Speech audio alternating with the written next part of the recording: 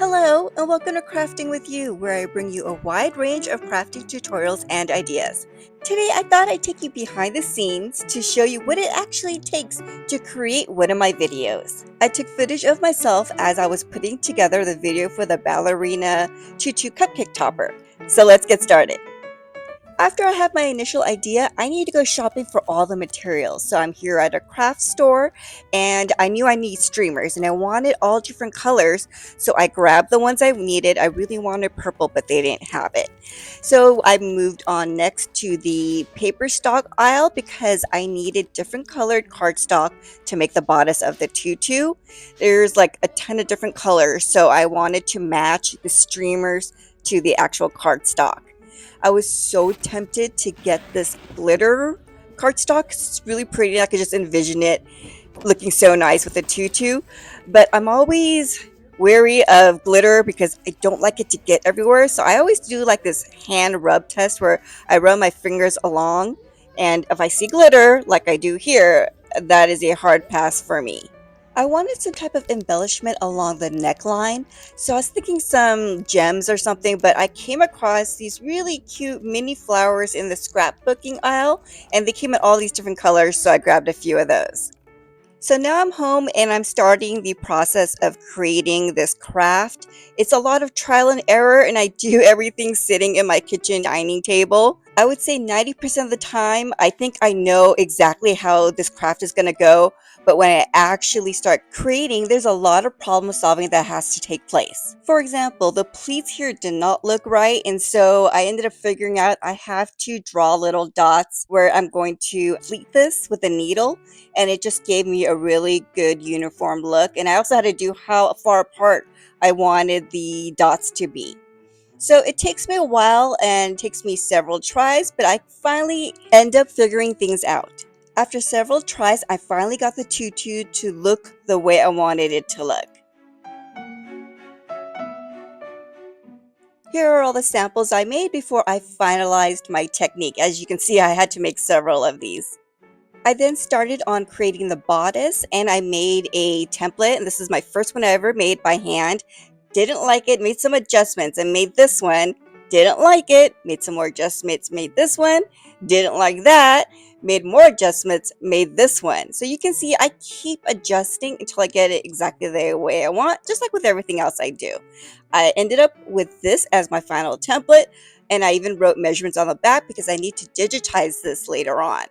But of course, I wasn't satisfied with that, and I said maybe a different neckline. So I created a V-neck version, and then I also created like a sweetheart version. Wasn't sure which one I was going to use at this point. And then I added the tutu to the bodice, and I won't bore you with that footage. And I added the embellishments on, and now we get the final product, the one I featured in my video. Now the next step is to actually shoot the video. This is my little setup that I have in my living room. It's not fancy. I don't have a studio. It's literally just a table in my living room. And I placed my regular iPhone on that contraption you see right there. It hooks to the table and it just holds my phone while I'm recording. You see all my bins of my craft stuff, which my husband goes crazy because he's like, you just have way too much craft stuff around this house. When I do the filming, I do it in sections. I want to make sure that everything's in focus, that I have the correct shot. There's sometimes I do bloopers and I drop stuff, so I have to redo those sections. There's some days where I can't finish recording the whole video in one day, so recording in sections is really helpful. After I'm done recording, I have to take my thumbnail picture, and this is my fireplace mantle, and this is where I take a good amount of my thumbnails because I hear it's so important to take good pictures, and I take a lot of them. And then I choose the one I like, which just happened to be this one, and I took it at the very end just on a whim, and it ended up being the best one. Lighting is a big issue I have with the fireplace mantle, so I got this poster board to make my own light box because I saw a DIY on YouTube, and I even got these lights. That was 2 months ago, and I still have yet to make it, so maybe one day. My next step is to edit the video, and I just use iMovie. Well, the funny thing is I do have Adobe Premiere Pro. I think that's the name of it because I have the Adobe Creative Suite, but I'm just too lazy to learn how to actually use it. So I just sit in my couch with all my pillows and I just edit my video. I then move on to recording the narration of the video, and I have my little mic here that I got last year, and I always have a big cup of water because my throat gets really dry as I'm recording. While I edit on my couch in the living room, I always record my narration in my bedroom because something about the acoustics, it sounds better. And this is always how it starts. Hello, and welcome to Crafting with You, where I bring you a wide range of crafting tutorials and ideas. The reason I started doing a recorded narration instead of just talking during filming is because sometimes there's noises that happen while I'm recording. For example, I could hear my husband coming out of the office even though I told him don't come out while I'm recording. And then he tries to talk to me. I'm gonna get on my bike right now, is that okay? And I'm looking over at him like I'm recording, don't talk to me, be quiet. Alright. But he keeps talking to me. So after a few more times of this, I got really annoyed. I'm recording. Now, I know I might sound really mean, but I'm, trust me, a very nice person. I was just really annoyed because I had told him a few times, I'm recording, don't come out of your office, don't come out until I knock on your door and say that I'm done. So this is why I found doing just the narration with the microphone is just so much easier and made the whole process a lot easier.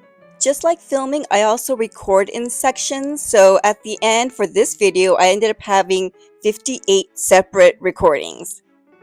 I do a fair amount of computer work for each video. For this one, I wanted to be able to give you guys the digitized version of the bodice template.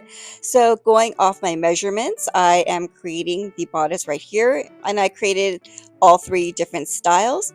I also created the PDF then, so that I have the PDF version for all of you, and I'm putting the finishing touches on that.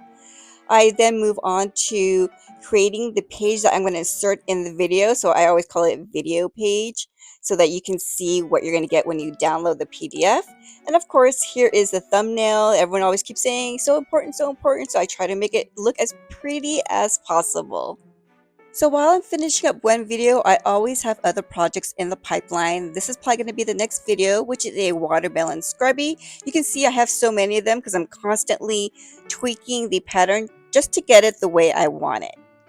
Well, I hope you enjoyed today's video, a little behind the scenes of what it actually takes to create one of my videos. I am a one-woman show. I don't have any staff. It's just me, my iPhone, iMovie, and my iPad. That's all it is. I've had this channel operating for about 3 years now, and I'm having a ton of fun doing it. It always feels good when I get those comments like, oh, I really enjoyed your video. It was very helpful. So thanks to everyone who watches my channel. I'll see you next time on Crafting with You.